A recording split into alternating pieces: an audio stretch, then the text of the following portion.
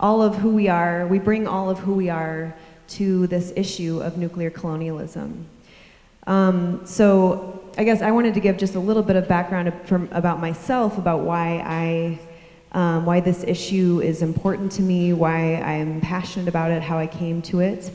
And I should say my name is Eileen Shaughnessy. I introduced myself yesterday, but I know we've got some new faces here.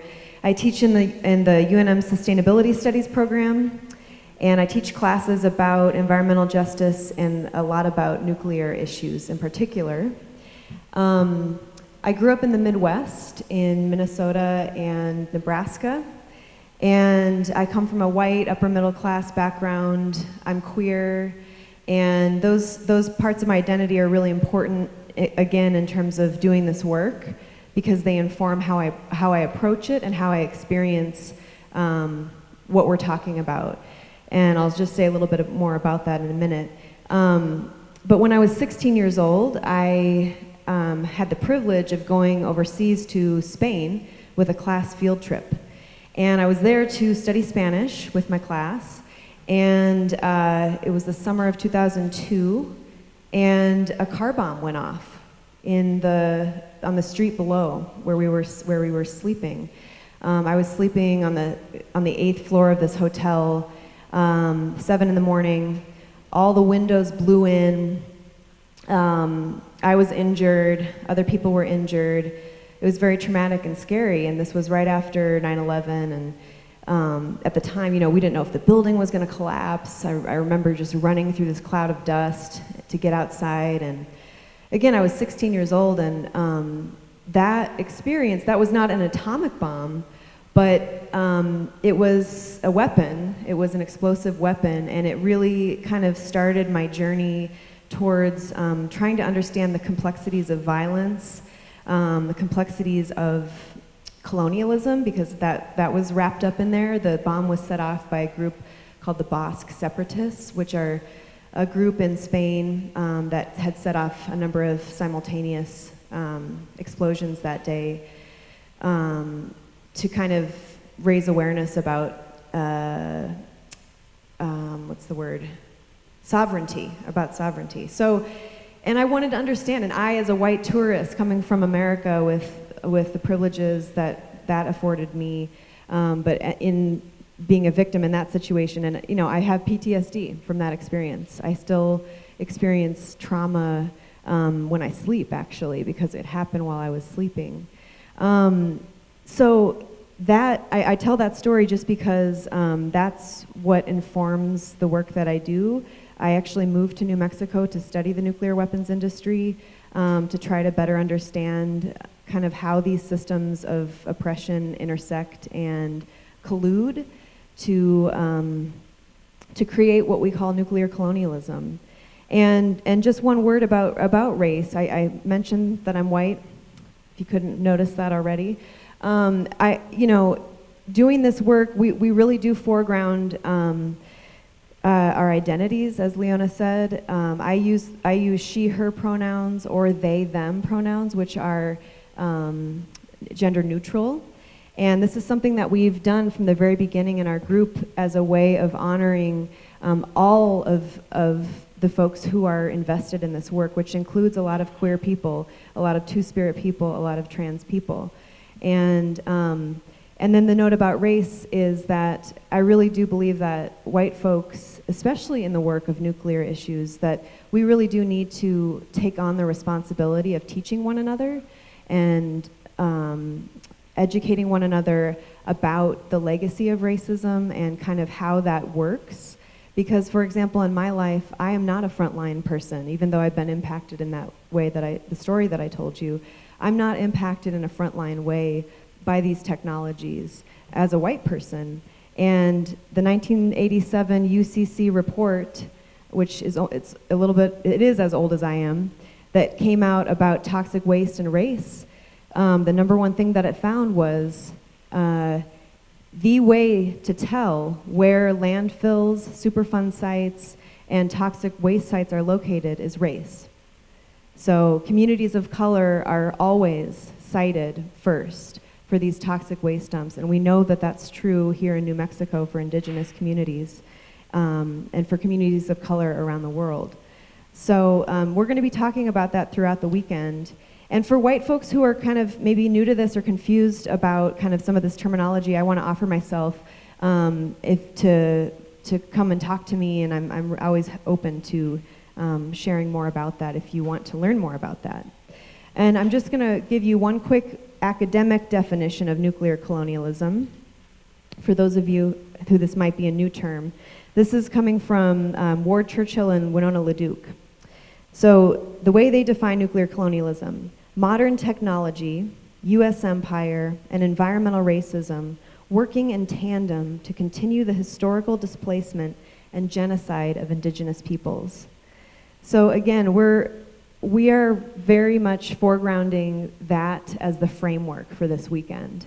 And we began yesterday with Leona's incredible talk, and then we had our keynote speaker, Verna Teller from the Pueblo of Isleta, give us a really inspiring opening and lead the way basically for the work that we're about to do this weekend. But we have a jam-packed schedule, and we're so excited for all the wisdom and all the new experience and the energy that we have in the room. So we've got a lot to get through today.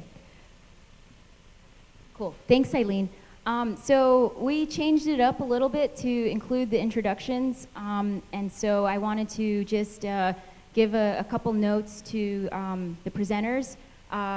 Right now, well, to segue, I guess, to talk a little bit about nuclear colonialism, I did kind of go through more of a policy route yesterday, and I think, for me, when we're talking about the timeline of resistance, we're actually not going to do that, but we're going to do something a little bit more interactive. And so for myself personally, I usually think about the work I do when I'm doing community organizing. That's completely different than when I'm doing activism. So when I was first trained as an organizer, I have some big brothers and sisters who helped me, and then I feel like I have also like a mother and father type of organizer family. And so all these people helped to create who I am today, and I just like to honor them. So that's some of the people in the community that you all know: Richard Moore, Sophia Martinez, Lori Wiaki, Sunny Wiaki, Benishi Albert. And so some of the things I was taught specifically by Lori Wiaki, one thing I remember is she said, when you're an organizer, a community organizer is accountable to a community. A community organizer does not make decisions on the work that that person organizes on. It's based on the needs and the requests of a community. It's community-driven and community-led. But an activist acts on their own and isn't accountable all the time to a community. So I feel like I'm both, because sometimes I am working on behalf of what my people have specifically stated and have, don't have the means to accomplish without organizing. But then a lot of the time, I also do activism where I, do a lot of things without the community behind me, which is different. But I just, with the timeline of resistance activity that we're going to do, for myself, I wanted to spend some time to talk about Popé, to talk about the Pueblo Revolt, and then moving forward, the anti-nuclear movement, as it were. I know for myself, I do consider myself an anti-nuclear activist, but I'm also an indigenous person that's living in this world, and the reality is we've been having to deal with colonialism for a long time. And so for me, resistance isn't just here today talking about all the things that we're going to talk about, but it goes way further back. Our ancestors, the fights that were had on this land. I mean, the land has a lot of history. There's been a lot of massacres. There's been a lot of things that occurred in New Mexico specifically. And so with that, acknowledging, for me, one of my heroes in community organizing is Popé.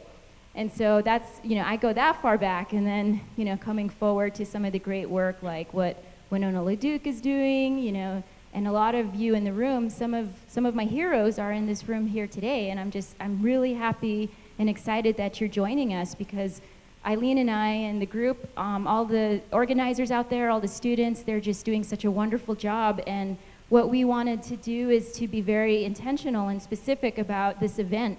And so I just wanted to make a couple of points before we get into the introduction.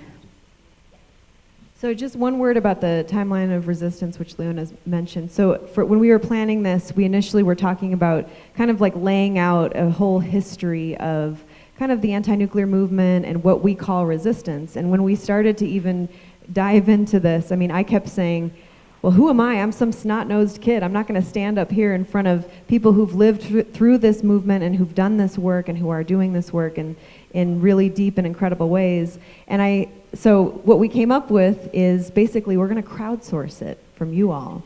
And there's a table back there with butcher paper, and we're going to invite you throughout the weekend because we really do have some incredible experience and wisdom in this room. And we just invite you to add whatever you see fit in terms of what we're calling the timeline of resistance. And Leona spoke about beginning with Popeye. So however you see that, defining resistance. And basically it's going to become a living document where we're going to return to it at the end of the weekend, and we're going to, hopefully, it's going to live on in some form.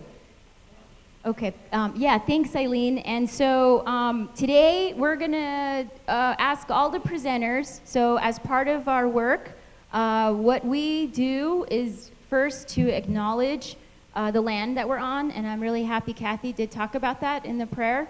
And so we're going to ask all of the presenters, if you would please acknowledge, when you do come up to speak, acknowledge whose stolen land you're on. And I'm really sorry, this is my fault. I should have sent this out in the emails so that you would be better prepared. But whose stolen land you come from? Okay. So the work that we do, I know when I go to the East Coast, they're talking about the Lenape or the Haudenosaunee and the different people out there.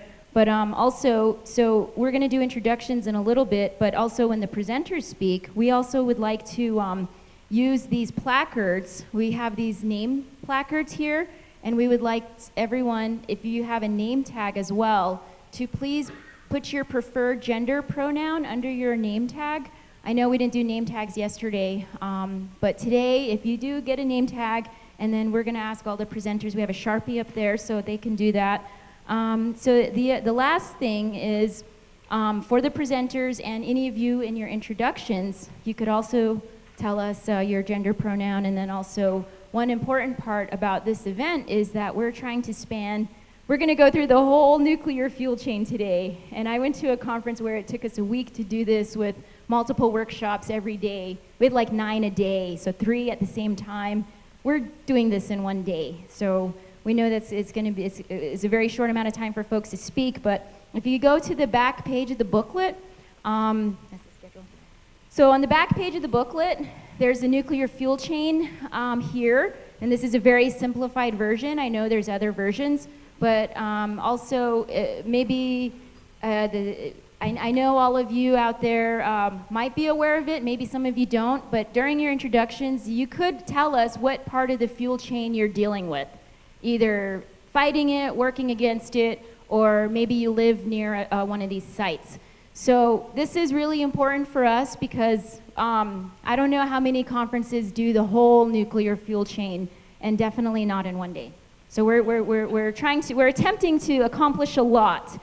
So I think with that, we invite you to write on the timeline of resistance. It doesn't have to be linear or chronological, but there's a big butcher paper on the back table there. So whenever you get a few minutes, you could write whatever resistance means to you. Maybe write your specific, if you're dealing with a Vogel, if you're dealing with whatever nuclear issue, URENCO, Louisiana Energy Services I mentioned yesterday. That's about it. So I think we're going to get into the introductions. Let's see, I'm going to say just a couple more things quickly about the booklet, because I know we talked about it yesterday, but we've got some new folks. Can I borrow yours, Chris?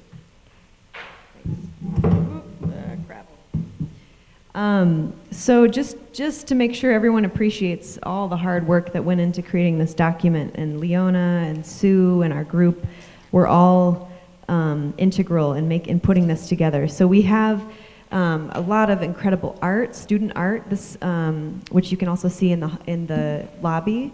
This art was created by Rachel Abeda, who took my nuclear New Mexico class, over, I think, a year and a half ago, and she created an entire body of work all about nuclear issues.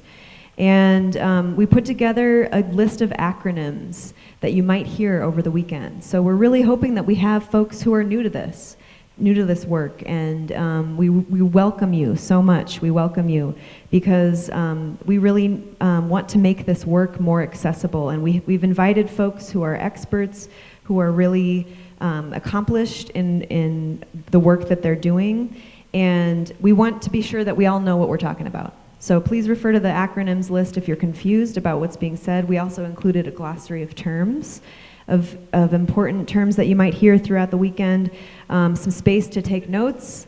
If you meet great people, which you will, write down their phone number, do some networking.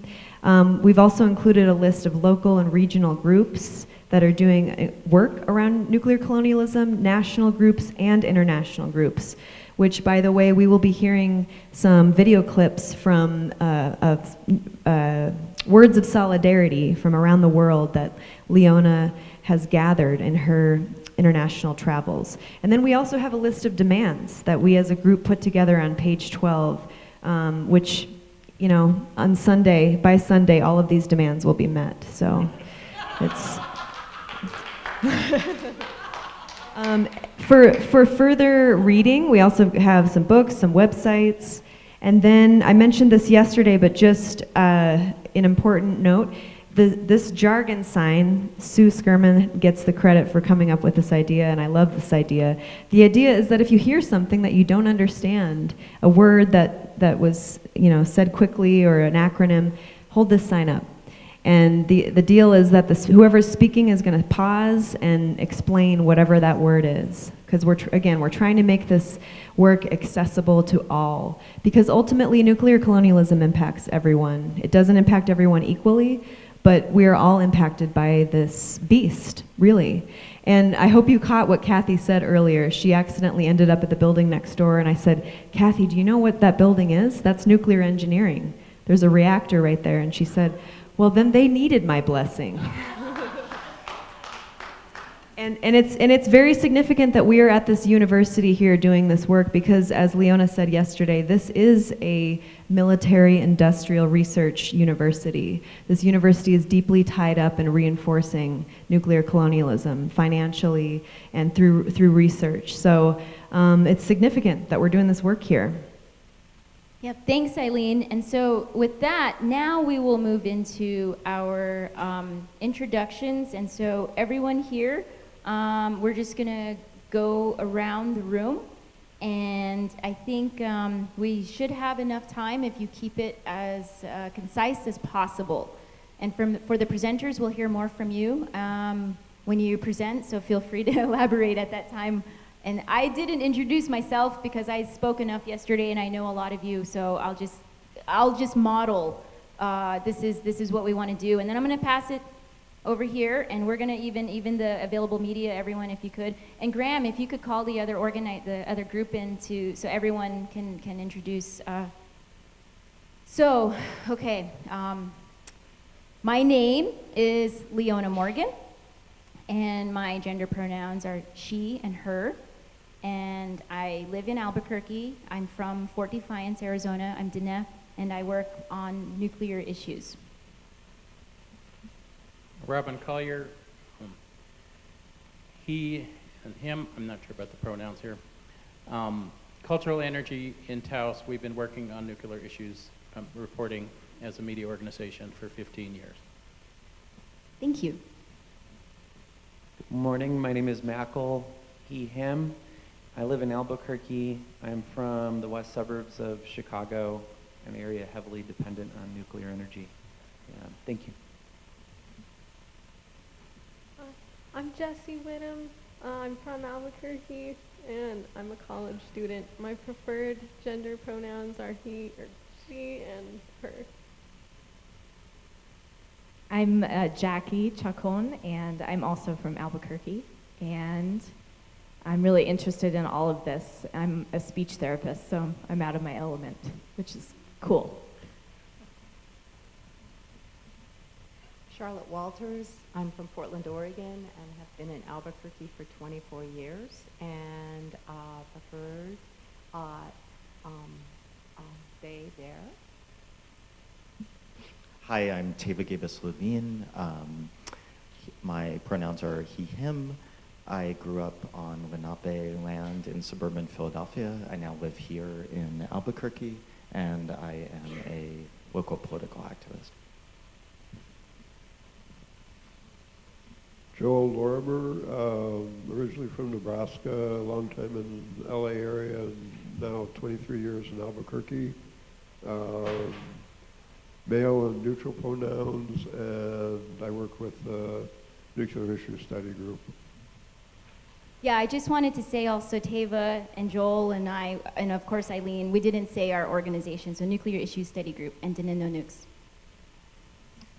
Hi, my name is Susan Chapman Rodriguez. I've been in Albuquerque since '88, so that makes like 29 years. And I'm from downstate New York, and I knew about what was going on in Los Alamos, and there was a bomb drop in Japan and everything, but I never heard of what's going on down there at Sandia.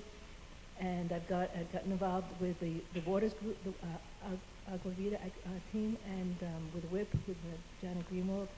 So I've educated myself, and I've gone to a lot of those meetings, and I've heard the people in Sandia deny everything that we actually know that they're doing. So I don't live near the campus, so it's a bit of a trip these days, especially to get down here, but I try to be as active as I can. Thank you. Hi, my name is Kevin Camps. I'm from Kalamazoo, Michigan, but I live in Washington, D.C. now. I'm with Beyond Nuclear, and he and him. Hi, good morning. Joni Ahrens, pronouns. And I'm with Concerned Citizens for Nuclear Safety, a local organization based in Santa Fe that started 30 years ago to address WHIP. We've moved to LANL. There's a list out on of communities that we've helped over the last 3 decades as well. And thank you so much for putting this together.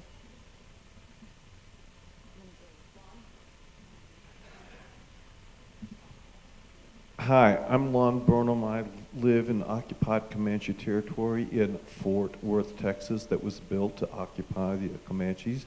And I got my start with Comanche Peak Life Force, fighting the inappropriately appropriated name of Comanche Peak back in the 70s. And now I primarily work with the Dallas Peace and Justice Center's Nuclear Free World Committee. My name is Amelia Pedrego, she, her, they, them pronouns, and I'm a student here of Eileen's in Nuclear New Mexico class. My name is Mavis Belial. I work with the Dallas Peace and Justice Center's Nuclear Free World Committee in Dallas, Texas. I've been doing anti-nuclear work since maybe 1969. 68 or 69, dealing with the Marshall Islanders and the Pacific. My name is Juliet Smith, pronouns she, her, and I'm a student of Eileen's in the Nuclear New Mexico class.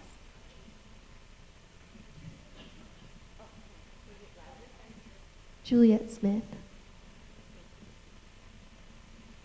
My name's Crystal Zevon, she, her. I live on occupied Abenaki land known as Vermont. I work with Clean Up the Mines, and we are also working in Vermont establishing an Abenaki culture center, trying to restore a culture that is almost lost.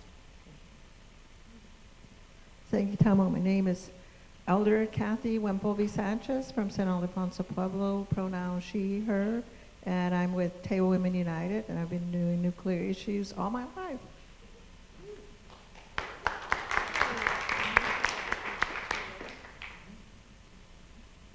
Hi, I'm Summer. I'm with the Nuclear Issues Study Group. I like gender-neutral pronouns, and I'm coordinating the food today, so if you have any questions or concerns about that, contact me.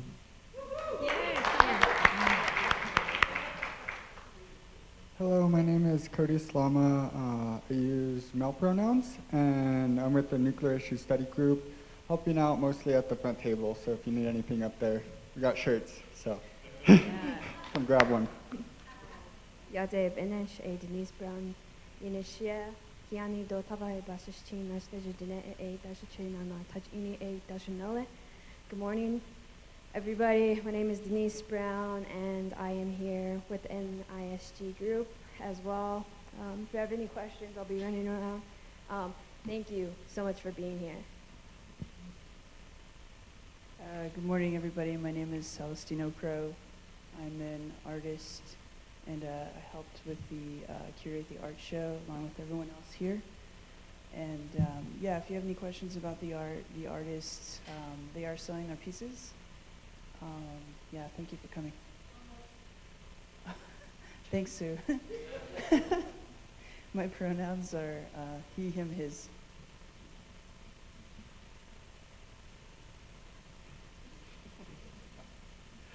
Good morning. My name's Edward. I'm with the AMI, Available Media Incorporated. We're live streaming to the world this morning, so welcome everybody. And just glad to be participating in this event. Have a good morning. Hi, my name is Kaisa Dihkan, and I'm actually from a country that doesn't have nuclear power. So Eileen has introduced me to these issues, and I'm really excited to be here. Tell us what country you're from, Kaisa. I'm from Estonia. It's in North Europe. I'm Scott. I'm from California, and I'm a part of the class, so yeah. Chloe, she, her. I'm originally from here, but lived in Florida most of my life. The native people there, I think, are the Seminole, but we don't really learn much about that in school. So.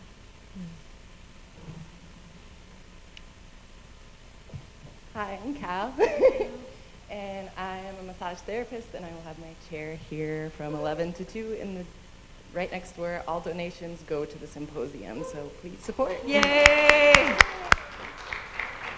Cal, your pronouns. My pronouns are they, them. Hi. Hello, Internet. My name's Jose. He, his. I'm a member of the Party for Socialism and Liberation.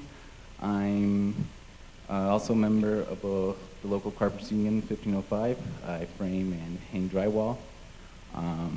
I'm also an alum here at UNM. I majored in economics and minored in sustainability studies and Native American studies. So thank you. Okay, so we had a couple new people come in the room, and we're doing name, gender pronoun, organization, and you can say where you're from or what part of the nuclear fuel chain you're working on. Yate, Dustin Yanishia, Nakarin Nishle, Tanazani Bashishtin, Kenyani Deshache, Kenyan, Nash Ezra, Edeshanella. From Tiwa City, volunteering with Hall No for the past 7-8 months so far. I'm also a photographer. So.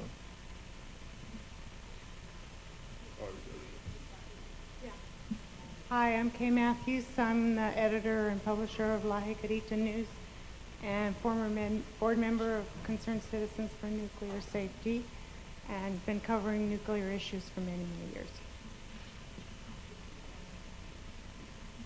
Marcus Nels Dinisha, my desk is Nishla, Hashem Bashishti, Toban Dishache, Betahni Dashanella. My name is Marcus. I am from New Mexico and Arizona. My family comes from both sides of the states. I'm with the Party for Socialism and Liberation. I work in the medical field as well, so that's where my interests are. Salakia Satsa, in the words of my Esalen and Rumsen people from Monterey Bay area of California, where I live on the unceded territories of Ohlone people, and I pay a Shumei tax to them. And I'm a student here in anthropology at UNM. Hello, my name is Ariana. I am a crisis, trauma, and substance counselor and a student here at UNM, and my pronouns are she, her, and they, them. Patricia Cardona. I am from Needles, California, and I have been familiar with nuclear energy issues all my life because they did a lot of testing in the area. And we used to, as a child, when I was in grade school, we had to get under the desks in order to protect ourselves. I now live in Santa Fe, New Mexico. In my childhood, I lived on land that was owned by the Mojave and the Chemehuevi.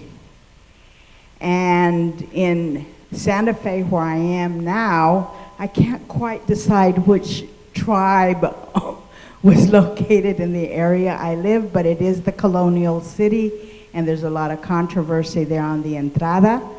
And we face colonial issues in every way in our education and how we think and how we identify. I am Mexican.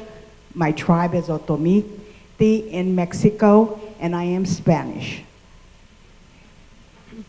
My name is Sarah Fields, currently living in Durango, but I lived in southeast Utah for the last 20 years and will return there next year. I work on pronoun, she, her. I work on uranium mining and milling projects and issues around the White Mesa Mill and the mines that supply ore to that mill. Also oppose a new nuclear reactor at Green River, Utah, and now proposed small modular reactor in Idaho that involves Utah Associated Municipal Power Systems. My family settled on my mother's side on Lenape land in the late 1600s in New York State. My father's heritage is partially Cherokee. Thank you. Good morning. My name is Yolanda Badback. I'm from the White Mesa. My tribe is the Ute Mountain Ute tribe. My tribe is split into two. My other part of my tribe is in Colorado, and I end up in Utah. Okay, so just keep the comments as short as possible. I'm going to come back over here, and then we'll work our way back to that side of the room. My name is Molly Johnson. I live in San Luis Obispo County, ancestral home of the Chumash. We fight Diablo Canyon Nuclear Power Plant. Also, I am very happy to say that I was a part of the stopping a radioactive waste dump in Ward Valley, outside of Needles, sacred land to the Mojave, the Chemehuevi, the Cocopah, the Quechan. And on February 24th will be the 20th anniversary gathering of the occupation of Ward Valley. Anyone want to know more about that, please talk to me. I'm Diane DeRigo. I work with Nuclear Information and Resource Service out of Washington, D.C. area. I'm also on the National Sierra Club Nuclear Free Campaign Committee, and I am from originally Buffalo, New York, which is the land of the Haudenosaunee, the Seneca Nation, which is part of the Iroquois Confederacy, and started doing this, fighting the nuclear dump there, which I'll talk about in my talk later. Hello, my name is Jennifer Olorana Birik. I was born among and named by the Inupiat people in the Bering Sea between Russia and the United States, highly impacted by the nuclear hijinks of both nations from the 50s onward. I've been living in Santa Fe for 1 year after leaving my family place of my fellow Abenaki occupier up there. 1 year ago today, I've been living out here instead of Vermont, which has been a pleasure. And most of my interest in what we're talking about today was educated by working with the Western Shoshone in their issues around primarily nuclear testing and keeping the Yucca Mountain nuclear waste dump off their lands. Many wonderful, wonderful people in this room. That is a real joy to be back and hear all the wisdom to be shared. Thank you. My pronouns are she and her.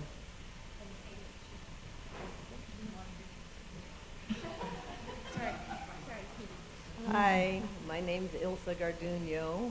My pronouns are she and her.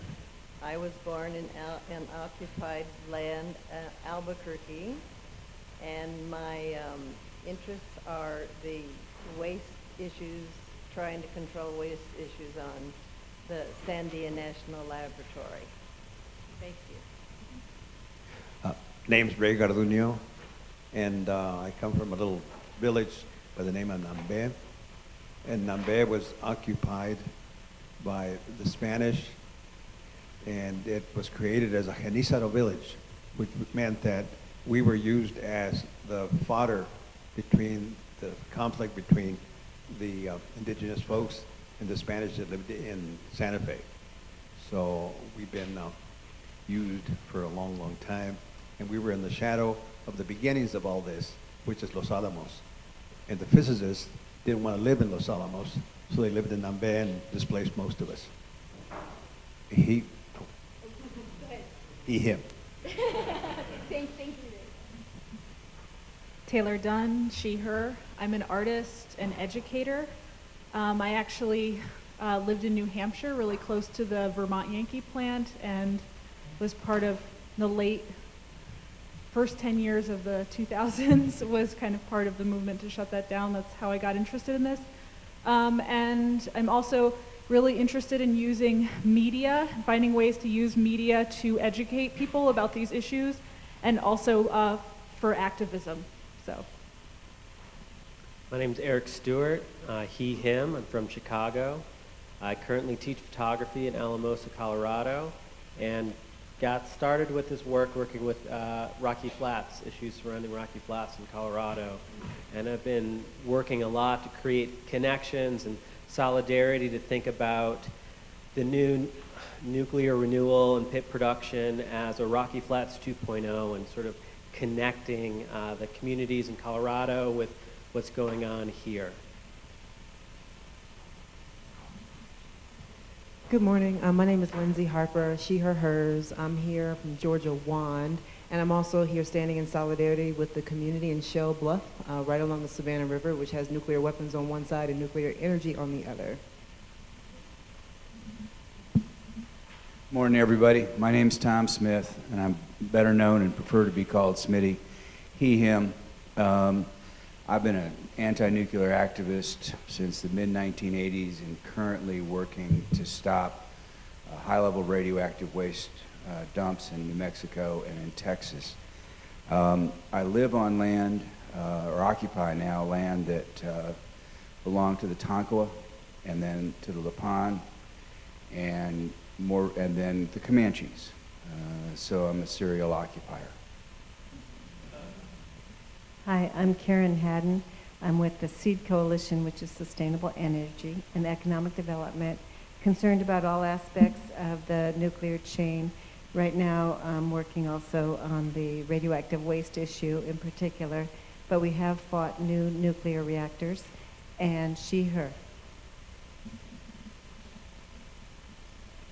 Yat Aish a Michelle Cook Initiate, Hanagatni Nishlin, Bilagana Buses Chin Tobahi Dashich a Bilagana Dashanelli. Hi, my name is Michelle Cook. I am a human rights lawyer that actually graduated across the street at UNM School of Law. I'm also a current commissioner for the Navajo Nation Human Rights Commission. So of course this is an issue that impacts the survival of the Dene Nation, and so I'm here to network and of course learn more about how we can work together to educate and protect our communities. Adam Chakon Yanashia, Torachitni Nishle, Chicana Bashashin, Ado Kinyani Dashache, Chicana Dashanale. I work for CBNM, and I'm currently taking testimony from people who live in McKinley County or Cibola County and are exposed to radiation. So if you live in either of those counties, you can visit me at my booth. Hi, my name is Anna Maldonado, and I am an LMT, an artist and activist, and I'm with the UNM Free Justice Initiative and a recent grad. Yate Bene, She Kli, Dashachine, Torchinish Bashchin, Akadine, Dashanella, Shema, a Beathachi, Auto, Beathachi, Dashache, Zithijin de Nasha, Auto, Kinthana Shihowan, I'm originally from Black Mesa. Currently, I reside in Flagstaff, Arizona. He, Clee, or they preferred. I also work with Clean Up the Mines, which is a national effort to address the more than 15,000 abandoned uranium mines located throughout the U.S. I also work with Hall No, which is focused primarily on the Canyon Mine, located 6 miles from the south rim of the Grand Canyon. I'll be talking a little bit more about that, I guess, this morning. I'm presenting tomorrow as well as part of the direct action orientation. So I'm an agitator, if anybody wants to talk about action. I'm looking for kindred spirits. Clee also designed our beautiful artwork on the flyers, and we're really grateful to him.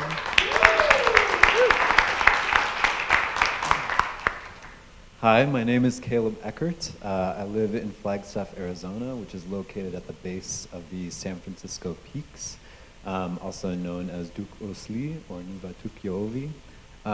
I volunteer with Hall No, and I use he, him, his pronouns. I'm Heather White. I am also from Flagstaff, Arizona, which is on occupied Diné land, and I use she, her, hers pronouns, and I try to do what work I can in fighting the uranium mining and haul routes in the area.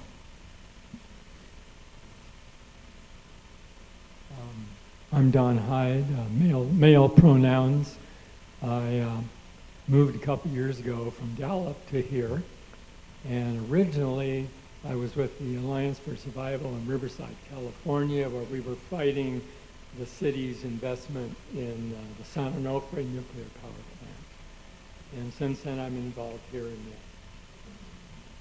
that. Peter Clark, I'm with the Indigenous Rights Center here in Albuquerque, he and him, and I'm a new member of this fabulous group, Nuclear Issues Study Group.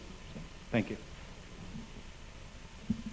Hi, good morning. My name is Justin. I am from Jemez Pueblo, Walatoa, northern New Mexico, Pueblo native, indigenous. Also am a big farmer. I like to farm a lot up there in the Jemez from the Acequias, and also do music, and currently a student at UNF.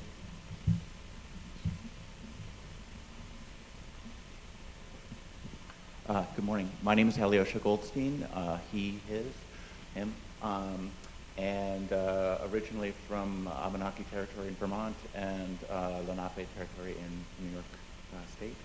I teach here at UNF. Good morning, I'm Mariah Gomez. I come from the Poake Valley. I'm a neighbor of Nambe. My grandparents lived in Nambe. I come from El Rancho, which is Posoge Owinge occupied land. I'm also an instructor, a professor here at UNM, and I also represent as a representative on the Trinity, for the Trinity Downwinders, Tularosa Basin Downwinders Consortium, and Concerned Citizens for Nuclear Safety. Thanks. Good morning, everyone. My name is Sue Skirman. I'm from Lenape territory in New Jersey originally. I've been living here a long time, and I prefer she, her pronouns, and I'm part of the Nuclear Issue Study Group because ever since I've moved here, I've wanted to take on a couple sacred cows, namely Los Alamos National Labs, Sandian National Labs, and Kirtland Air Force Base. Morning, I'm Brendan Shaughnessy, originally from St. Paul, Minnesota, he, his, and I'm glad to be part of the Nuclear Issues Study Group as of recently.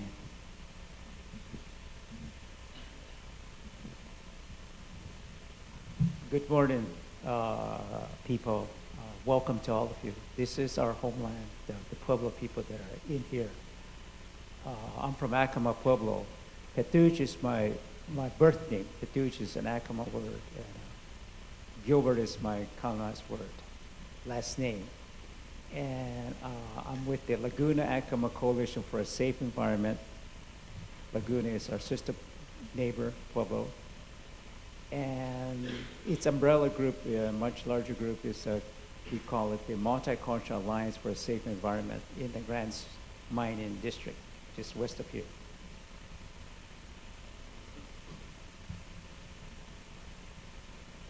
Yad My name is Talia Boyd. Toraj Eatney and Torhe Glini Bashas Chin, Sanas Lena Dashache, Do Toahana Dashanale. Twenahas Dizae Nasha. I'm originally from Chiba City area, Arizona. That's near Flagstaff. I live in Gallup, New Mexico right now. I work for Conservation Voters New Mexico Education Fund, and I've been working on uranium mining education and outreach in western New Mexico and on Navajo. So I work closely with the Pueblos of Acoma and Laguna as well, and I do outreach in the surrounding tribal communities. Yat eshidina she Marian Goodluck in she nanas ejet kachini in she to tuheglini pashin shanala ashi he she eight kapa he. Good morning, everybody, brothers and sisters. Thank you for coming and helping on this very important topic. I'm not active very much, although I'll sign petitions and give as much as I can. Currently, I'm working on a new domestic violence shelter for Native families here in Albuquerque, and I'll do anything I can to support this issue.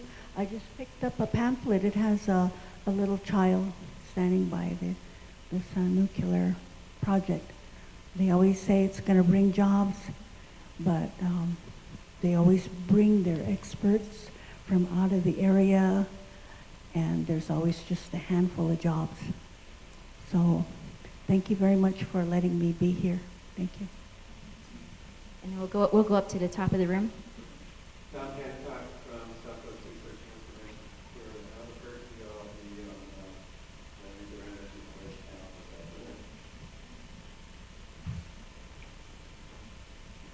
afternoon. Good morning, everyone. I'm Chris Shuey. I'm also with a colleague of Don's with Southwest Research and Information Center here in Albuquerque. He and him, and I grew up on a farm in west central Ohio that had been occupied by the Miami and Shawnee tribes prior to European contact. I'm sorry to report that my ancestors excavated mounds, burial mounds for these native people when they occupied the land back in the late 1880s. One day I remember my grandfather telling me, well, there used to be these mounds here, and they took all the artifacts that were in the mounds out and they put them in the local museum, including the skeletons of some of the native people that have been buried. And so I said, so is that where we'll end up when we die, in a museum? And he says, oh no, we're appropriate, proper Christians, and we'll have proper burials. So that was my first exposure to institutional racism toward our native people. And I've been privileged for the last 40 years almost to be working on uranium issues on the Navajo Nation, and I'm happy for that. Yeah. Thanks, Chris. One more. Good morning. I'm Christine Laurie from the Pueblo of Laguna. I'm a retired social work professor, University of Wisconsin-Milwaukee, but I live in Pewaukee, where I was, my first 4 years were, and where I've retired since 2000. And I'm here this morning to support these two young women. I am so proud of you and the work you've done.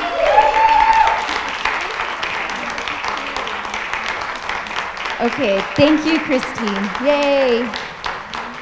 So I've been bugging Graham to come and introduce himself. There's a young man who's running around doing a lot of work. His name is Gran Unverzot, and he will be running around, so I can't get him to introduce himself. But right now, I just want to say thank you. I'm going to introduce myself real quick. You already know me probably, but Eileen Shaughnessy, she, her, they, them. I'm with the Nuclear Issues Study Group, and I teach at UNM, and I want to dismantle the nuclear beast. And we also, Eileen is going to be playing tonight, Eileen and the In-Betweens, as well as Justin with Walatoa Massive. So we have a full day.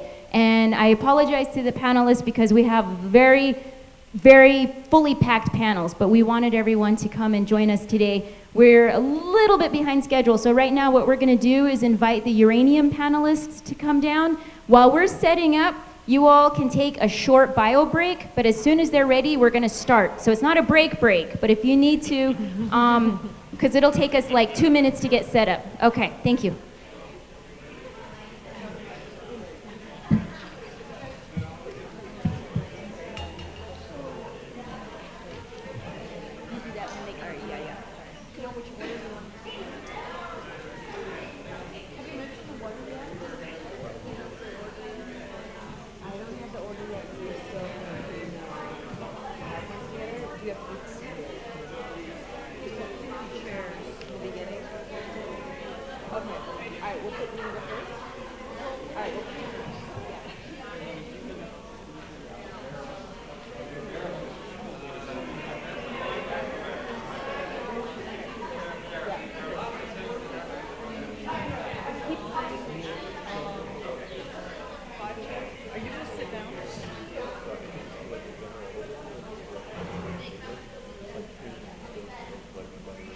So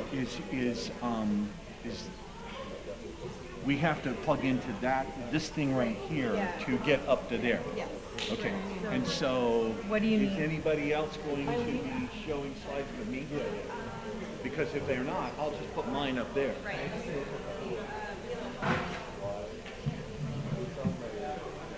you know where Leona's going to be? Do you know where Leona's going to be for this? Okay. So we only need 4 chairs. I can get one of these.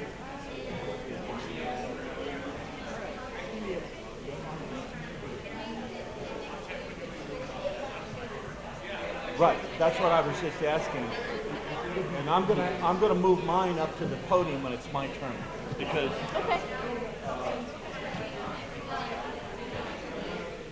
Well, what happens is, and I need to put this in line. Let me just try it real quick, and then I'll disconnect it.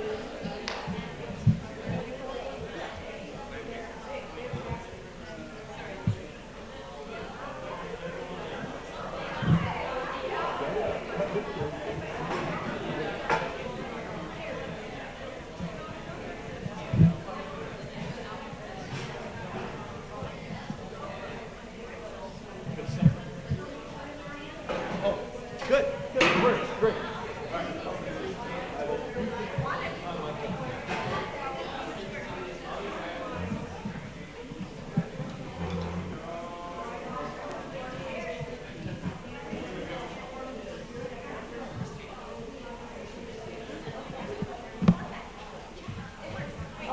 Did you mention the water, or has it been mentioned? Okay. I think they should go in front, not behind.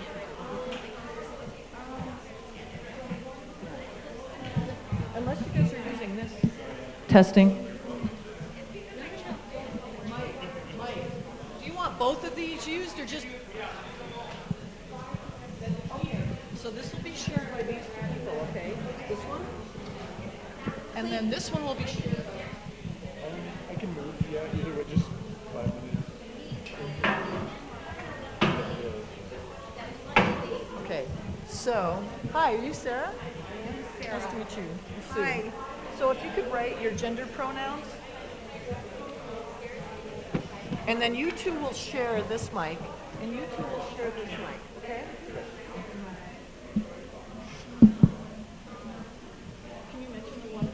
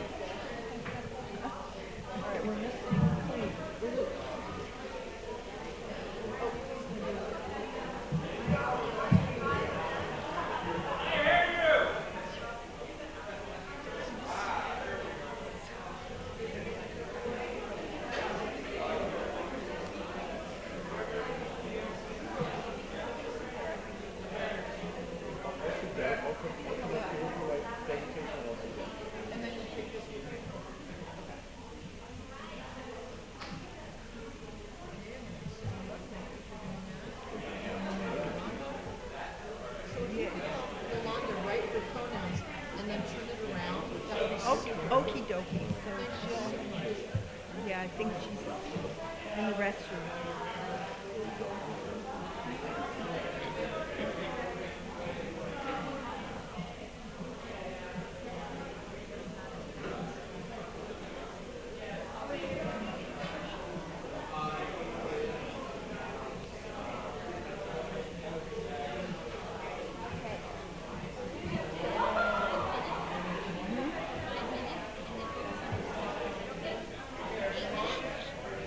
Yeah, I probably ate about.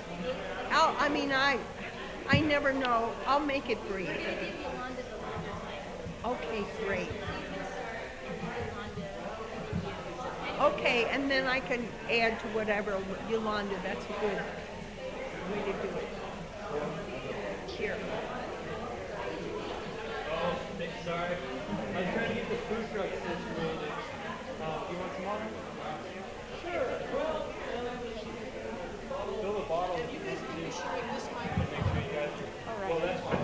Would you be willing to write your preferred gender pronouns here? And then I'll turn this around. Okay. I wrote she, her. You want a backup Here. water? Yeah, that's fine. What? Wait.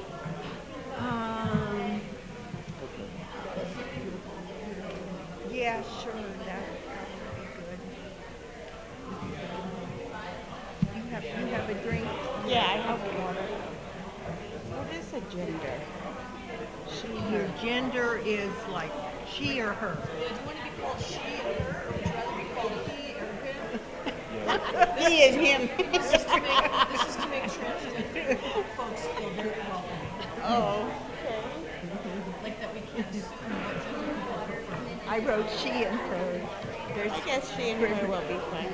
Not that I wouldn't. She, her. She, her. Wanted to be. I'm just. Oh no, you're fine. You're I'm fine. We got the nervous. wireless. I am nervous. This is a very friendly I am very nervous. Don't just talk to him regular. We're going to give you about 10 minutes. Okay. I'm going to show 5-minute time. Here. When it's 5 minutes, so we'll have Eileen, she's the animal coordinator. About 10. I remember the first time I ever got up to talk at a hearing, and it's like after my legs were shaking. Yes, I do. I have to make Yeah, just talking like you're talking to your friends. Yeah. Just, I remember in Moab once when Utah was becoming an agreement state, they had a hearing in Moab. It was really crowded. I know. It was in the Yeah, I know. city Okay. county council room, and I got up to say something, and I never spoken like at a hearing like that. And when I sat down, my legs were shaking. I mean, I was. All right, we're going to call everyone back. But I've gotten. We're going to call everyone back now. If you could kind of make your way back, and if I could ask someone to shut that door, please. Bradley or your community. Yeah. So, all right, I just have a couple of quick announcements. So number one, I want to thank again Available Media, who is here live streaming this entire weekend to the whole world.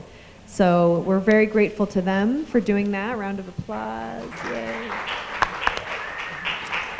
And for those of you who are watching or who are here present and you're on your internet machines, we would love for you to use a hashtag. We have a hashtag. It's hashtag Dismantling the Nuclear Beast. Oh, sorry. Hashtag Dismantle the Nuclear Beast.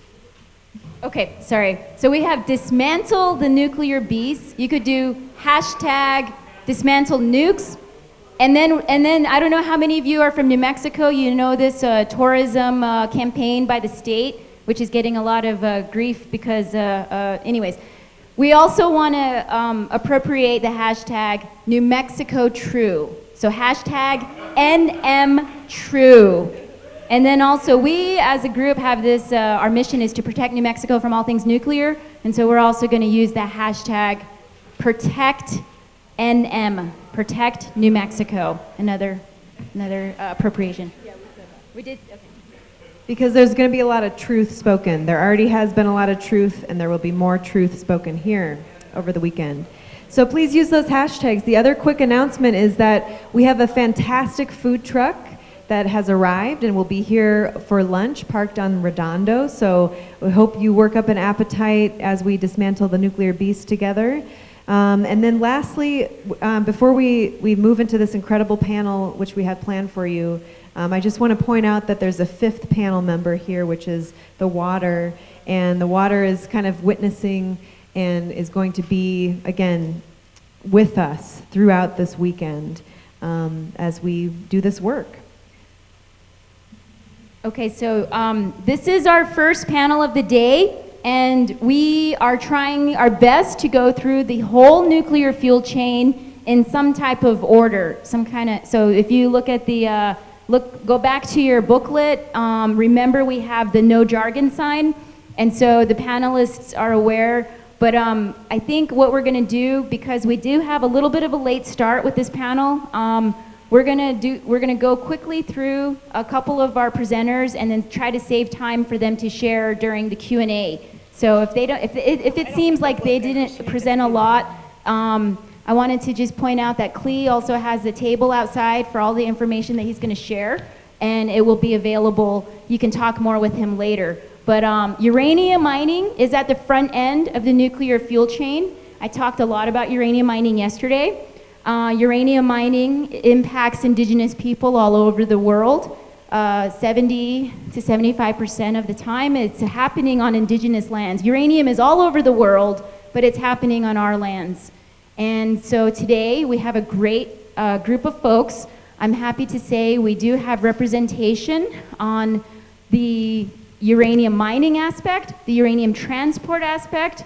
We have voices from community people at the front lines. We're going to talk about uranium milling. We had a video from a woman who's dealing with uranium enrichment. We'll show that video later because she talks more about waste. But we did have a message from Rose Gardner in southeast New Mexico who's dealing with the enrichment facility there. And then we also have some, we're lucky to have Chris here today to talk about some of the research. So we have community people, activists, organizers, and then also we're going to hear about the science. So to keep on moving forward, I'm going to ask Clee to start us off because uranium mining is before uranium milling. So we'll start there. And did you want to come up here or? And I work with Clee, and so I'm really happy to have him here and pass the mic to him now. Well, greetings again. I work, as I mentioned, with two organizations. One, Clean Up the Mines, which for the past several years has been focused on passing legislation through Congress to ensure the cleanup of the more than 15,000 abandoned uranium mines that are located throughout the U.S. The true number and exact location of these mines is actually unknown. In the course of the initiation of our campaign, which was prompted by Charmaine Whiteface, who is the founder of Defenders of the Black Hills, who is in South Dakota, where they have 172 abandoned uranium mines. A lot of folks, when they hear about uranium mining and abandoned uranium mines particularly, they really think of the Southwest because there's been a lot of attention. There's been a number of amazing documentaries, including Return of Navajo Boy and so forth. But this threat of abandoned uranium mines in the scope is much larger. And so this presentation, I'm just going to do a bit of a summary of this presentation. I only have about 5 minutes, but again, I direct you to our table for more information and this amazing panel, particularly Chris Shuey, Sarah Fields, and Yolanda will definitely cover a lot more of sort of the nuance and technical components. I also want to state that I'm not an expert on this issue. Half of my uncles, actually more than that, have worked in uranium mining on the Navajo Nation and milling. My family has deeply been impacted, and I think almost everybody in Diné communities has some relative that has been impacted because of how extreme the industry, how predatory, and how severe it's impacted our communities. When we talk about nuclear colonialism, if the definition hasn't been offered yet, I know there's going to be further discussion, but it's the systematic domination, exploitation of indigenous communities to benefit the nuclear production process, nuclear industry, and so that's something that I have deep experience with. So this map is sort of general reference for the concentration of the abandoned uranium mines that we've talked about. Again, the true number, location, existing hazard, and off-site migration potential for toxic and radioactive materials from these sites has not been adequately determined. So when we started the Clean Up the Mines campaign, the numbers that we had from U.S. Geological Survey were about 10,000 abandoned uranium mines. But through the course of just a 3-year campaign, it became clear that it was much greater. We looked at a range of different sources from the U.S. government and the EPA, and these entities, part of the problem is that there's no consistency regarding not only the location identification, but also the characterization of these sites. So we estimate we threw this out there just to educate congressional reps in the course of our campaign. There are about 10 million people that are estimated to live within 50 miles of a recorded abandoned uranium mine, and I think when we hear from some of the experts here, they identify about a half or 1 mile, I think it is, of a sort of danger proximity zone. But part of the reason that we wanted to illustrate this is the scope of the threat and potential threat exposure, because people recreate in these areas. There's also sacred sites for indigenous folks. So 75% of the abandoned uranium mines are located on federal and tribal lands. So when we talk about disproportionate impacts, particularly environmental racism, it's a key issue. I would argue that, of course, all of the U.S. has occupied stolen land, so more than 75%. This number, 3,272 AUMs are located in just 5 states. I think Patuch is going to be talking tomorrow about the number of abandoned uranium mines in New Mexico. So it's important, to have an understanding what the scope is, right? What the threat is, and what the proximity is. Through the course of the presentations you've heard from Leona about this. This sort of demonstrates the scope, because a lot of folks aren't aware that these national monuments, just like Mount Rushmore, which is a sacred mountain that's being desecrated by this monument and gold mining and also uranium mining. 169 abandoned uranium mines are located within 40 miles of Mount Rushmore. There are 5 wells and 15 springs that were identified by the USGS recently to have EPA exceeding levels of uranium from multiple abandoned uranium mines. And so with the Canyon mine issue in Hallno, we're looking at shutting down and preventing further threats of nuclear contamination in the area. But one of the serious concerns is in 2012, Ken Salazar with the Department of Interior, they had implemented a mineral withdrawal. So they temporarily banned for 20 years uranium mining from around the Grand Canyon region. This is because the increase in price of uranium in 2009 led to a rush of new claims being filed. And we estimate that there were about 3,000 new claims for uranium mines around the Grand Canyon region alone. So the threat of transport, the threat of exposure, the threat of contamination of the Colorado River is very great. And so, part of our argument is this: you're going to look at, how dare you look at opening up new mines when you have left this toxic legacy in our communities. So no existing federal laws currently require cleanup of these hazardous sites. The US EPA states that unlike the uranium mill tailings cleanup program, UMTRA, there's no specific legislation to address abandoned uranium mines. So most of these AUMs were established under the General Mining Law of 1872, the Hard Rock Mining Act, that doesn't require reclamation or remediation. And so this is the scope of the work that we're doing with Clean Up the Mines, because basically there's nothing requiring these corporations, when they went in to especially indigenous communities like the Navajo Nation, what they did is they preyed on our communities. There was a complete license under the Atomic Energy Commission to receive uranium from any source, and so it was open season in our Diné communities, and they walked away from many of these sites. You'll be hearing some of the stories of the direct impacts that we continue to face to this day. The fact that there's never been a comprehensive human health study on the impacts of the legacy of nuclear colonialism on the Navajo Nation because of this industry demonstrates a complete disregard, and this is part of it. So this is the work with Clean Up the Mines. Also, it's connected to Hallno. We have more information again at the table, and if you're interested, we have our website, cleanupthemines.org, for more information. We have fact sheets out there, and the ways that you can get involved, because right now we put our legislation on hold because it's not only an uphill battle, but the current administration is sort of looking at further ways, not to be accountable for cleanup, but further ways to ensure that they can desecrate and destroy our communities. And so we want to stop that. We want to completely shut that down. We want to make sure that our main message is to leave it in the ground. So with that, I'll pass it.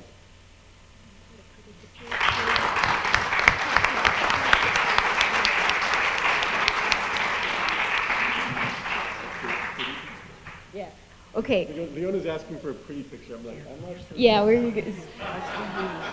We don't have to get up. So, thank you so much, Clee. I put Clee on the spot because a few of our presenters from the communities weren't able to make it, but I wanted to introduce next. We're going to hear from the front lines, Miss Yolanda Badback, who I'll let her introduce herself, but she traveled from Utah, and so I'm really happy for her to be here today. And yesterday I talked about this tour we did. We started in her community, where the mill is, and then we went along the route, the Hall route, with Hall No, back to the mine. So please welcome Miss Yolanda Badback. Okay. Hello, my name is Yolanda Badback. I've been fighting for this mills back in 2000, probably about in 1990s. My uncle, the late Norman Begay, was fighting against this mill here. It's only like about 5 miles north of my reservation, and I am a member of the Ute Mountain tribe. Like I just said earlier, that when I introduced myself, that my tribe is split into two. The other half of my tribe is in Colorado, and our little tribe had end up in Utah. So I'm just like 5 miles north of this mill here that is the only mill that's operating in the whole United States. We run my communities. The population's only about 300 people there. And we have well water. We run on well water. And I noticed that the mill has been operating back in back in 1978, and it is still continuing from there. In the late 2017, it had stopped. So right now, me and my family, me and my mother actually, but my mom's not here today to be with me here. So I'm the only one here to stand up in front of you guys to address my issues, that what I am going through with our community.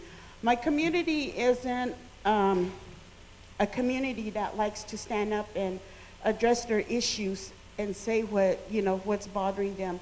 So basically, me and my mom are the only ones that are fighting against this. And we have community members that come to us and ask us questions about what's going on with the mill. Right now, they're on a standby because they're trying to renew their license. And, it's really hard to deal with because I lived in the community for 44 years, my whole life. It's really hard to see our young ones, our new generation growing up there in the community where, we go to Salt Lake, we go to stand in front of the radiation control board and address our issues to them and tell them, we're only 5 miles south of the mill. And we address our issues, we do whatever we can to let them hear what we have to say and how we feel in our heart. Because a lot of our tribal members, our elderlies, had passed on. I have a grandmother that used to attend the meetings with me. She's like 97 years old, and she's not in a good condition to travel with me anymore. We just recently lost a tribal member, like about 2.5 weeks ago, due to cancer. We did this walk on May the 13th. We did a spiritual walk from our community to the White Mesa Mill. And this individual, elderly lady that was with us at the time, had attend the walk with us. So now, you know, it's really heartbreaking to hear, you know, our tribal members there in White Mesa have health issues. All our young youth have asthma problems, diabetes. Our tribe is trying so hard to do the air quality. We do a lot of they do a lot of testing on our water. Because not too long ago, the community had brought a piece of paper, went door to door, stating that we had to literally boil our water for a couple of weeks. They didn't tell us why. They didn't give us no information. And probably like about a week and a half, they finally, you know, told us, came back and said, the water system is fine. You can go ahead and use the water. But our community there in White Mesa, we don't drink our tap water. The community goes out and buy cases and cases of bottle of water to drink. But we utilize the water for like cooking, laundry, showering, and that's about it. But other than that, you know, we try our best, and we have we have CLE, No Hall, we have Green Action that comes out and helps us, you know, helps us out with trying to help us stop the mill to where they will not be hauling any more stuff into the mill because we're downhill, we're downdrift from the mill. And we recently had a meeting in Blanding, and a lot of the Blanding community members are for the mill. They want it to continue just because of employment. But our reservation is saying no, because these people had promised, the company had promised our reservation that our tribe is going to be the first ones to be hired. But when our people get hired, they only work there for a month and a half, then they release them. They're no longer employed. Then they go back and rehire someone else in their position. So right now at this time, we don't have no tribal members that are employed with the mill because of they're on standby right now to try to renew the mill. And not too long ago, a truck had pulled into our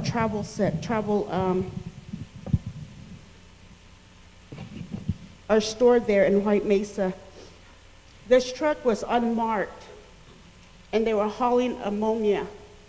This individual parked the vehicle in the parking lot of our convenience store and went in and asked, "I am looking for White Mesa Mill." He did not know where White Mesa Mill was located at. And this individual that worked there stated, you know, "What are you hauling?" He said, "I'm hauling ammonia, and this needs to be delivered to the White Mesa Mill." And this truck is not marked. It doesn't say, you know, any kind of signs of, there was no labels. There was nothing.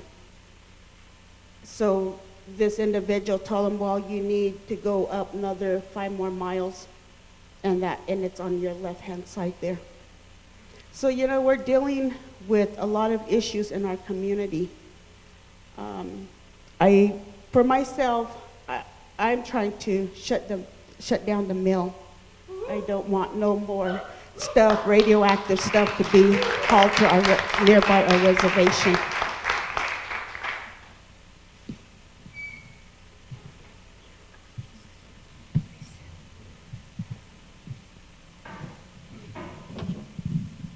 Hello, my name is Sarah Fields, and I have lived mostly in Moab for the last 20 years, and I'm with Uranium Watch, which is mostly me, located in Moab, which is about 85 miles north of the mill.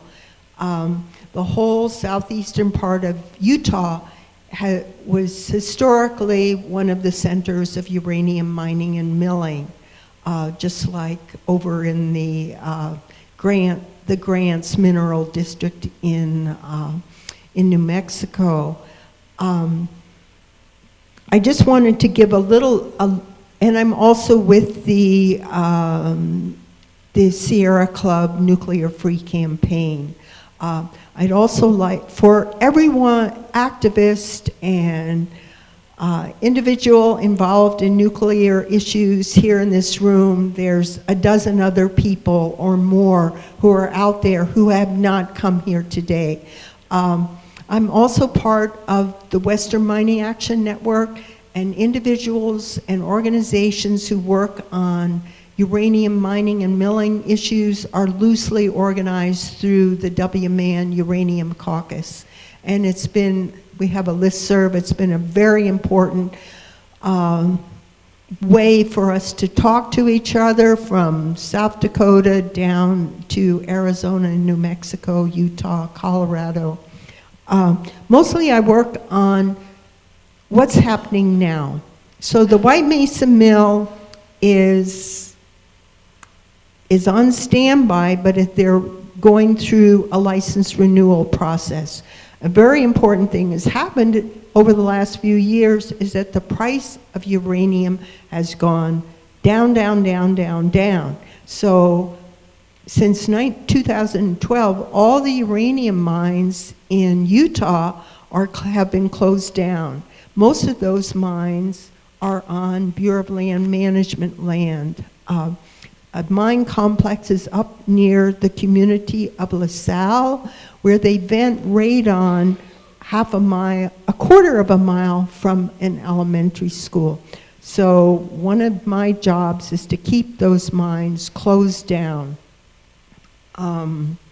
We have 2 EAs, environmental assessments through the Bureau of Land Management, that have been issued in draft form, and we're waiting for the final environmental assessments to be released, and we'll most likely challenge those in court.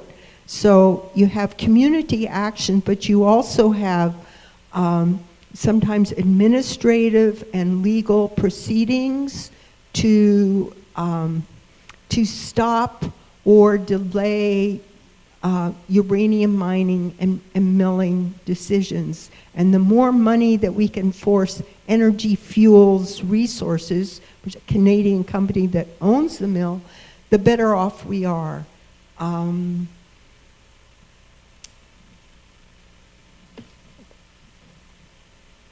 Clee, yes, has talked about the Canyon mine, which is on the south rim of the Grand Canyon. Energy Fuels has been developing that mine, but they had a hoist accident because the mining company used old equipment. They're trying to save money, and it is unlikely in the near future that they're going to continue development of that mine because the price of uranium is so low. But if the price of uranium goes up, not only will that mine be developed, the mines over on Mount Taylor, the Roca Honda mine, might be developed, and that is a serious threat to the community, from the potential workers who might work in that mine, and to the cultural resources and the water. So that's something for the community of New Mexico to watch out for. I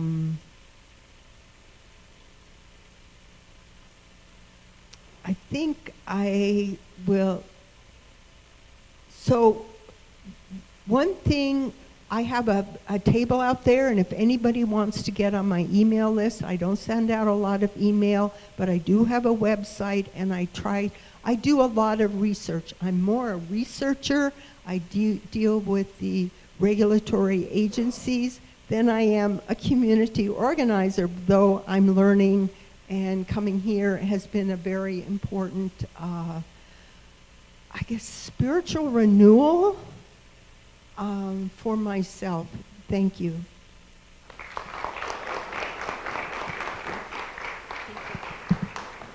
Thank you, Sarah. Okay, so now we're going to transition into a different type of talk. We have Chris Shuey, who's going to share some of his work, and then we have ample time for discussion. So if you heard some questions, or if you have some questions, we do have plenty of time to ask those at this after Chris is done with his presentation.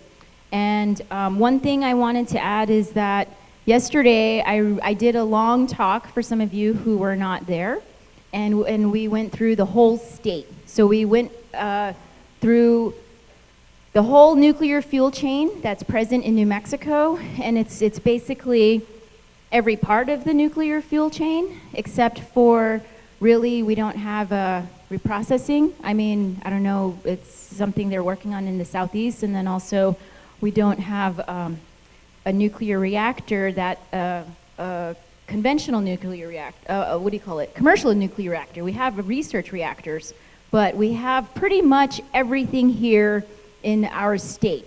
And so our, okay, we need some help with the AV. Chris, I'm sorry, Clee?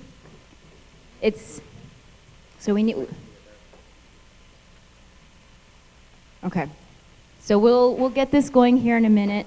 But I wanted to see how many people in here are aware of uranium mining. How many of you know that we have uranium mining? So yeah, we have mostly everybody, great. So sometimes I do this presentation in different parts of the world, and a lot of people don't even have any idea of what uranium mining is. Okay, so we're we're having technical difficulties. Okay, so I'm going to ask someone who's in the audience who just walked in last. We don't have anyone presenting on the Grants Mineral Belt, and if I could ask Christine to just share some information from the MACE organization, and she is also a representative of the Laguna Acoma Coalition for a Safe Environment. Thank you. One of the things that's happening in the, now that I've been called on, everything, all the information just slips right out of your mind. This is in the Ambrosia Lake area where they used to have uranium mills. When I was a little girl, my father worked in the uranium mills, and we lived in Blue Water, but that whole area had mills, tailings ponds. So there's a group in the MACE organization called the Blue Water Down Valley Association, who have been monitoring for years, starting with Johnny Head and Milton Head. Now their daughter is monitoring this area, along with residents in the area. But what they're doing is they're watching two plumes, poisonous plumes that are going to meet at some point in that area, and essentially that area has been poisoned. They can't use their well water, they can't irrigate crops, they can't take care of their animals, and at one point that was prime agricultural land.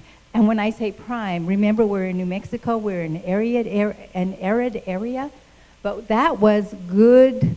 You know, as long as you had water, you could grow things, you could water livestock, you could take care of yourself and your family. That place is abandoned. I'm talking about that area around Ambrosia Lake on down. It's between Ambrosia Lake and Milan. They don't have their own water anymore. They can't use the wells, so they've tapped into grants. But that one of those plumes from the tailings pond is moving toward grants. Grants will be affected, and then the Pueblo of Laguna will be affected. Not Laguna, I'm sorry, Acoma, because they use that same water. So we're gradually, and I have to say this, because we need to take responsibility for what has happened in the past as well. We have poisoned ourselves because we have allowed so many things to happen because we have remained uneducated and with our heads in the sand, and now we're crying out, help us. You know, but we have done this to ourselves, so we need to take some responsibility in this area. But those plumes are going to be joining. And I wish, you know, go on the website, the MACE website, and see if there's anything current from the Blue Water Down Valley Association. to see if they're, I know Candace, I can't remember Candace's last name, but Candace has been monitoring this. She's about 50 years old now, and there is nobody coming after her to do this. To do this work. So if there's any young people who really want to follow something that is going to be a tragic situation, Blue Water Down Valley Association is the place to be. And working with Candace, interestingly enough, she lives in Denver now, and her parents have moved from that area to the Zuni Canyon because you can't really live there if you don't have any water. And so there's literally no future, essentially no future there. So one of the things I wanted to say too in coming into the room today is how wonderful it is to see a mixture of ages. There is plenty of knowledge in this room from those of us who have lived through things for 60 years or more. It's good to see young faces that are interested, but I really want to encourage you to, somebody hook up with Candace in Denver through the Blue Water Down Valley Association so that you can continue this work, because there's no there's a legacy, but there's no ancestry to help continue this work there. But it is so important because of the issues that are happening now. They're working closely with the Environmental Protection Agency and trying to be good stewards of the land and to monitor and to report and record information that is happening. But it's just not, we just need more help, more people power. And one of the things is, we talk about all of the agencies. Everything centers on us and what kind of work that we do. So never consider yourself unimportant because we are essential. Human beings are essential to this work, and there's so much power in these connected organizations, and I really value that. Thank you, Christine. So Christine Lowry has worked on these issues for a very, very long time, and we're so grateful that you're here with the Laguna Acoma Coalition for a Safe Environment. And if folks want more information, will you be around? Okay, great. So we're just kind of fixing a quick little technical issue. We appreciate any technical prayers you want to send up here. I apologize. We actually tried this out earlier, and we're just not getting a connection with the projector up there. So, again, my name is Chris Shuey, and I've been at Southwest Research and Information Center since 1981, and have had the privilege of working with communities on the Navajo Nation largely since about 78, 79, almost 40 years. And I got that started when I was actually a journalist, a reporter, and had the opportunity to speak with many of the women up in the Red Valley and Cove area who had, by the mid to late 70s, lost their husbands to lung cancer and a variety of respiratory diseases, non-malignant respiratory diseases. And that was the first attempt to get compensation for the former miners and their families. The Navajo miners were an important subset of all the Colorado Plateau underground uranium miners because they were largely a non-smoking population. At the same time, we were busy, I was living down in the Phoenix area, and we were busy trying to stop the construction of the Palo Verde nuclear generating station. We were only partially successful at that time. It was planned to be 5 units. It only became 3. So that was kind of a little bit of a win, but it has remained now one of the operating nuclear complexes in the United States. So as time has gone on, I've kind of transitioned into environmental health research. and I've been here at UNM collaborating with folks at the Health Sciences Center through the Community Environmental Health Program, headed by Dr. Johnny Lewis, and then other folks in the College of Pharmacy, Dr. Matt Campen and others who work on the toxicology of exposures to toxicants in the environment. Recently, we've also been working on here on main campus, just a couple of buildings away, with folks in chemistry, in earth and planetary science, and civil engineering on the environmental effects of abandoned mines. And what we're trying to do is bring together these disciplines, but we don't do it in a vacuum.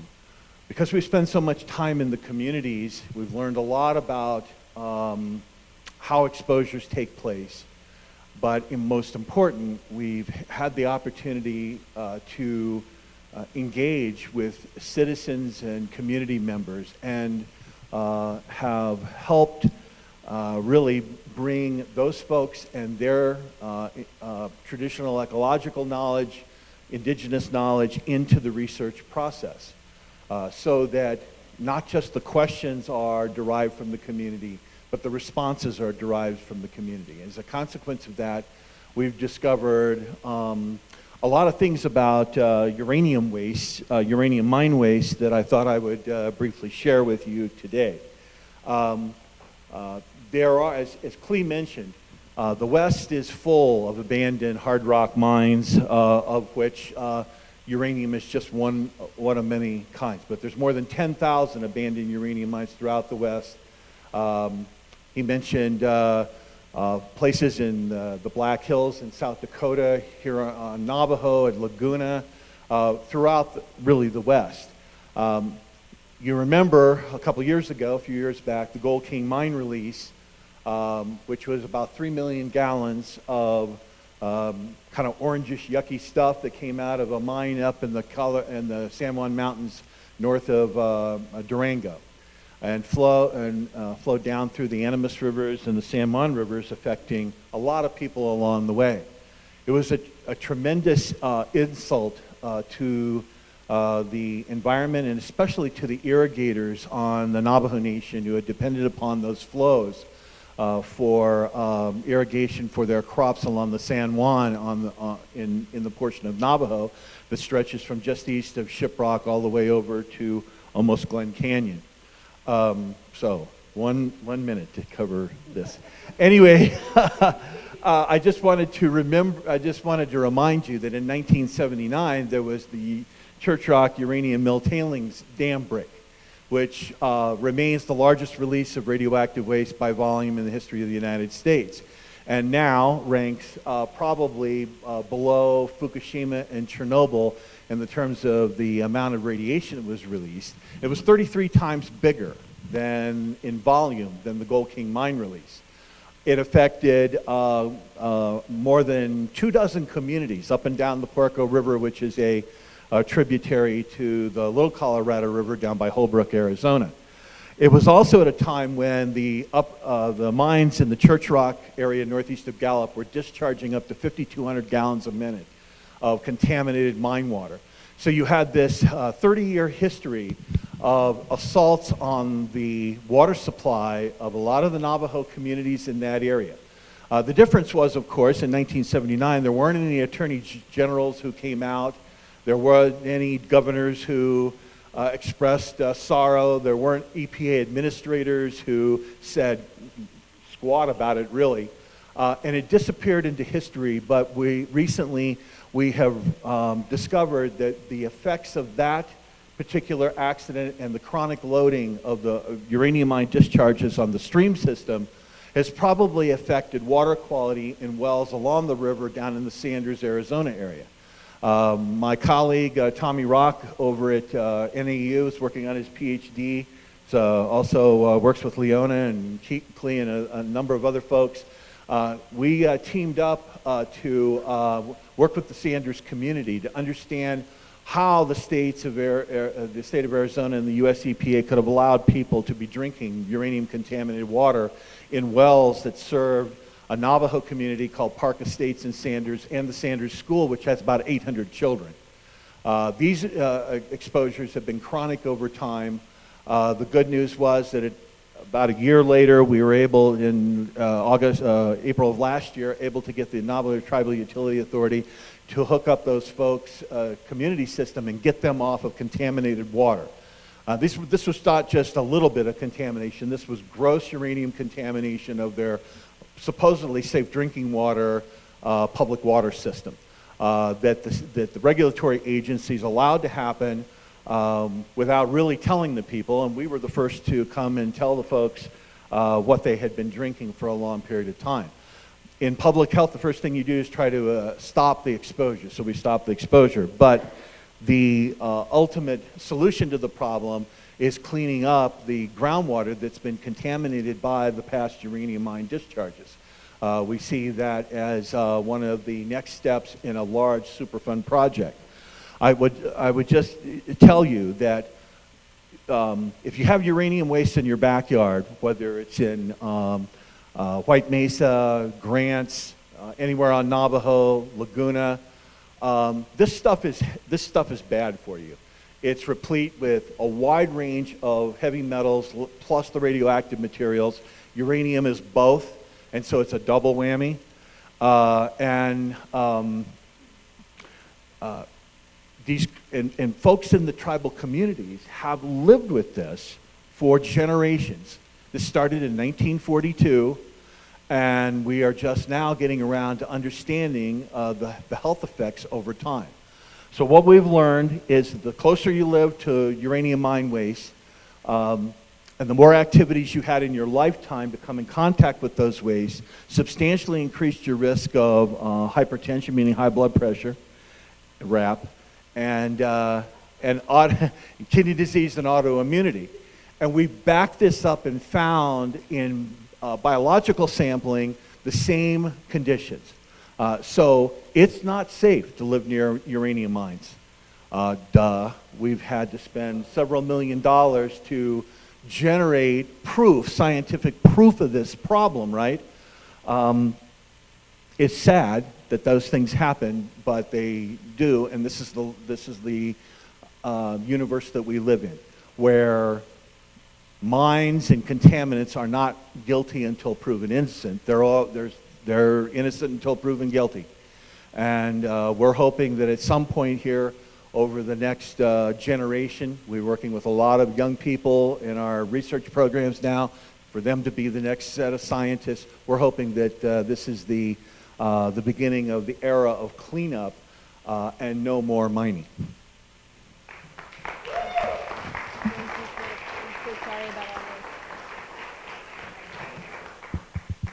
Can we get this mic on? Okay, so first of all, I want to say I apologize to Chris because we did do the tech, we did run through it, but I have a very scary announcement for all the other presenters out there. If you have a video or a PowerPoint, we are trying to work on this problem right now, and we'll work on it over lunch, and we will do our best to get this projector back up and running. But just in case, be prepared to do a talk only. So I know you worked really hard on your presentations. I know you all did. And I asked everyone to email them to me and to put them on a jump drive, so I was hoping that, you know, I would have everything on my computer so we wouldn't have to switch out. But I really do apologize to just to be prepared. But moving forward, so right now we do have some time to do discussion and Q&A.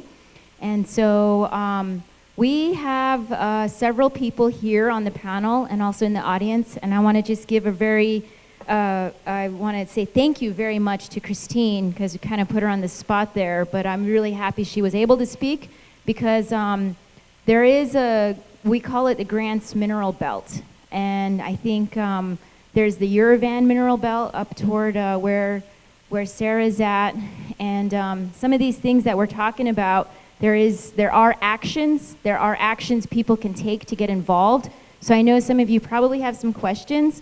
If the panelists would share the wired mic, and then I'll run this one around the room. So we'll take some questions from all of you, and then also we would like to hear, we are so busy focusing on all the bad things that are happening, we're sharing all the problems, but we really want to be action and solution oriented in our work.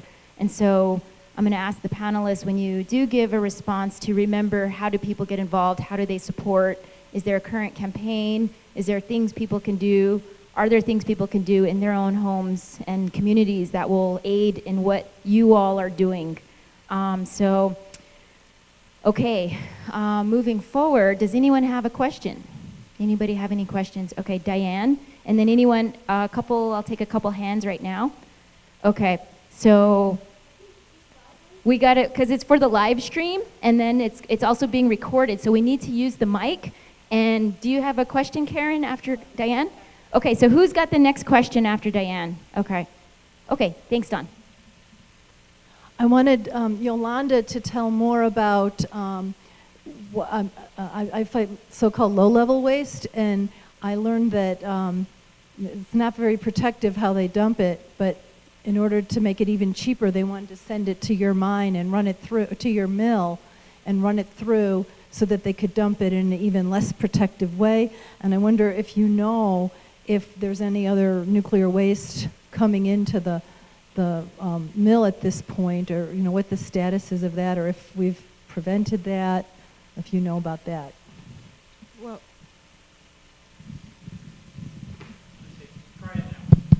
okay. Well, right now, at this moment, like I said, it's on a standby. But what they're trying to do is they want to haul the Grand Canyon mining to the mill, and Cameron mining to White Mesa Mill as well. And the mining that is from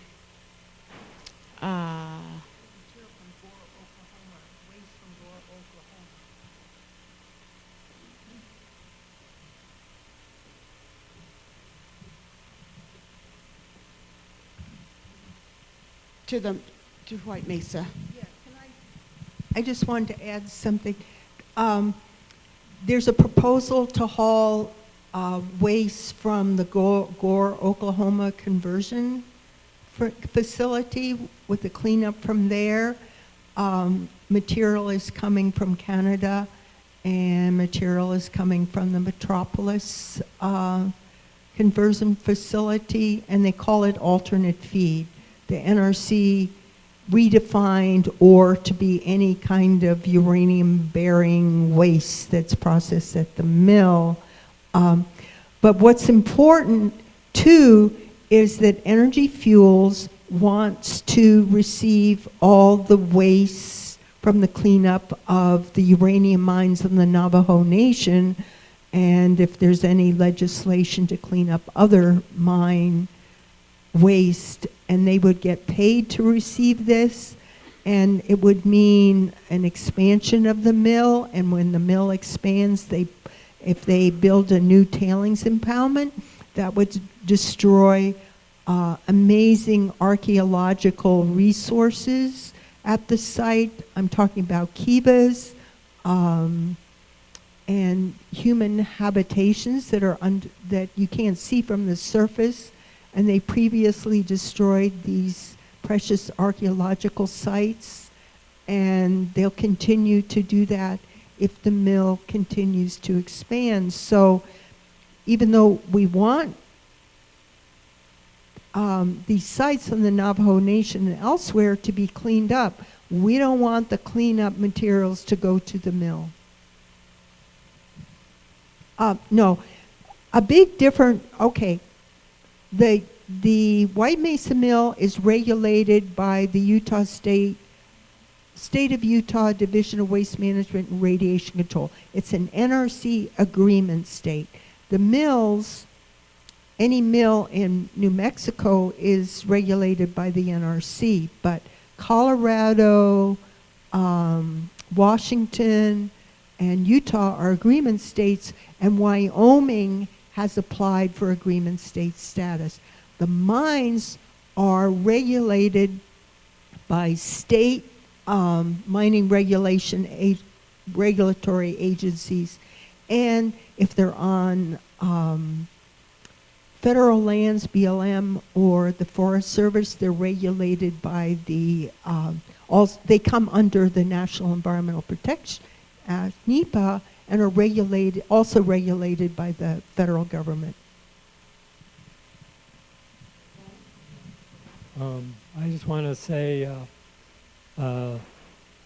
it's a little outrage amongst all the outrages of the lack of caring by a government and industry. But boiling water does nothing to make the water more healthful for drinking. And my question was, what's happening with the Blue Castle proposal? The Blue Castle, I guess you're talking about the proposed nuclear reactor near Green River. As far as I can tell, that is never going to happen. The company has never, they proposed a reactor next to Green River, which is on the Green River, the major tributary to the Colorado River. The Native American tribes in the lower Colorado have been active in, we made connections between Moab and the community down there. So the company got water, but through the Utah Division of Water Rights, but they didn't have enough money to pay for the lease of the water, so they are 2 years behind in paying for those leases. They've never had the money to put together an early site permit. So I believe it's dead, but we keep track of it. All right, we have another question here.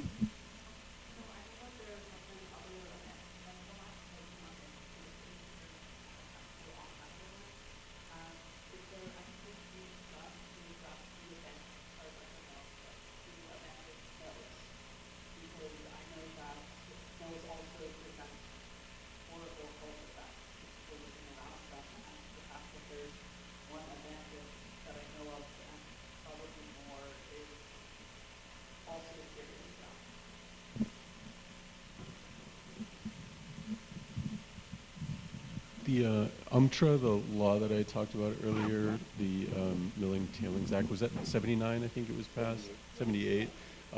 In 78, so there is cleanup. I think there's like 50 mills total throughout the U.S. 24 of them were abandoned. But that law has resolved a lot of those issues. But specifically, you're talking about rare metals.